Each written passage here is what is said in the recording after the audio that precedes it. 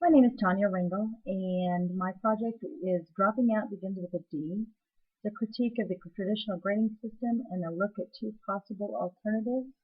This is for Dr. Moody's 3-hour Problems in Education class for fall of 2010. The purpose of my paper is to take a critical look at the traditional grading system. My principal asked me to choose this particular project because of a edict that we are under to improve our graduation rates and lower our dropout levels, especially among our 9th and 10th grade students. During the course of my project, I found in my research that America has about a 25% dropout rate, and for African American and Hispanic students, nearly 50%. All in all, a statistic I found that was very frightening was every 9 seconds a student drops out of high school. The cost of dropping out is dramatic to both the student and society. Dropouts have a significantly reduced earning potential. A high school dropout will earn on average at least $7,000 less a year than a peer with a high school diploma. The cost on society is much higher. The research I found showed that high school dropouts cost between $60 and $228 billion a year in welfare, lost revenue, unemployment, and crime prevention costs to the government. According to a study in our district, which prompted my principal's request, one of the top 3 reasons that students drop out is because of low marks received in 9th and 10th grade. Our district is looking at potentially changing the traditional grading system. The system that they were looking at the time she requested me to do this study was a process called ABC Not There. However, she had some serious reservations with that system and was asking me to find possible alternatives. My research asked the question, is traditional grading system partially responsible for the dropout rates? And one thing that we should all keep in mind is that grades should reflect students' masteries of content.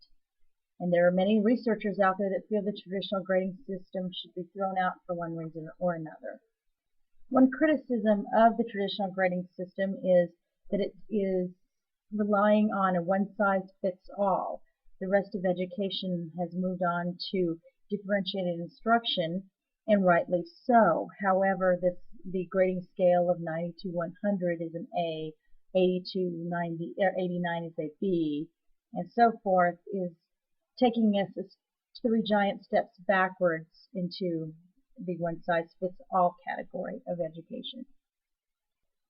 One researcher who really believes that in the differentiating the assessment and grading scale as well as instruction is Marzano. He suggests that standards-based grading is a better alternative to grading the traditional grading scale. His system utilizes a rubric to gauge the level of a student's mastery of content. The plus sides for his system is that it measures students' proficiency in well-defined course objectives, and that helps with the move towards standard alignment and curriculum alignment. There are negatives to this system, though, because it doesn't mesh well with some of the entrenched administrative concerns, particularly GPA. These rubrics don't really necessarily convert to a grading scale that colleges utilize for scholarship applications and entrance requirements. So that is a major problem until the university levels would embrace this change. It would be difficult to take on the rubric that Marzano is embracing. So based on Dr. Moody's suggestion, I took a look into another problem with the traditional grading system involving zeros. And this problem is that zeros skew grades. Another researcher that I was led to from a colleague of Dr. Moody's was Rick Wormeli. His major beef is that zeros in a student's grade cause devastating effects. And if we look at the negative impact of a zero on a traditional 100-point grading scale, a student receives the following 5 test scores: 100, 100, 100, 100, 100. We can look at this student and think, well, that's an A+ student, correct? However, then the student misses the last test, and so the scores are now 0, 100, 100, 100, 100, 100. Mathematically, his average is now 83%. And this is obviously not reflective of the student's true mastery level of the majority of the content. When we look at zeros on a grade book, at some point it becomes mathematically impossible for a student to pass. There are many students, especially freshmen, that are come-around kids.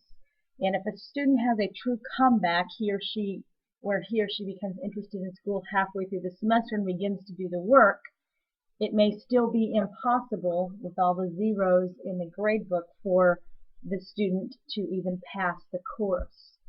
I guess what Wormelli thinks and what I'm inclined to believe is that it really should not be too late for this student.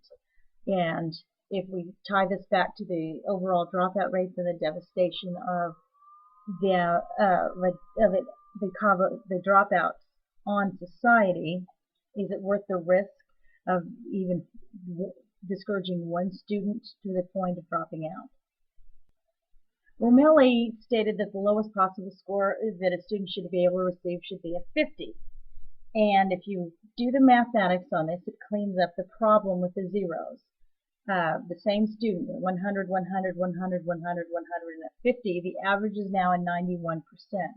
The student is docked the amount for not doing the last assignment. However, the student's average is now more in line with the reality of the mastery level of most of the content that the student has.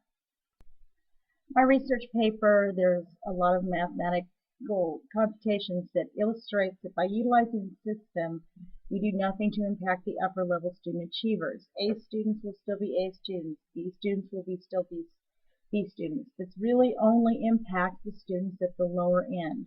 Those struggling students that might need a little more bit of encouragement, or may have made a come around and may need a little bit of a break to keep them involved and in school.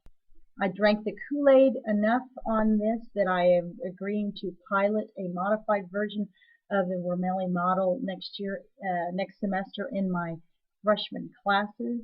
The only change that will have to be made will be that the low-end grades will be a 40% rather than a 50%, and this is only due to the fact that we offer extended school for students that have grades between 50 and 60% at the end of the semester, that allows them to recover their credits by spending 2 weeks after school in an intensive situation where they can actually bring their grades up to a D. And so in order to not clog those systems with every single student who failed and would not try, we are going to lower that threshold to 40%. And my paper illustrates that those students who do not turn in their work will still not be passing even with the Wormelli model. I'm excited to do the pilot and see how it works out. Please feel free to read my paper and email me any comments. I will try to update at the end of the semester how it went. These are my bibliography pages. Thank you very much.